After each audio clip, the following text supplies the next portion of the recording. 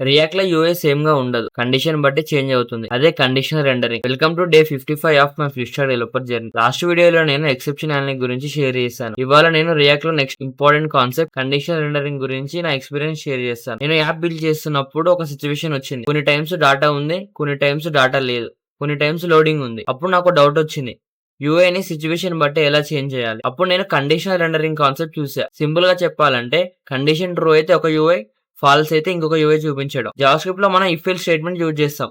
React లో కూడా same logic use చేస్తాం. కానీ JSX లో కండిషన్ బట్టి డిఫరెంట్ యూఐ ని రిటర్న్ చేస్తాం. ఇది చాలా ప్లేస్ లో యూజ్ అవుతుంది. లోడింగ్ చూపించడం, ఎర్రర్ మెసేజ్ చూపించడం, డాటా ఉన్నప్పుడు యూఐ చూపించడం.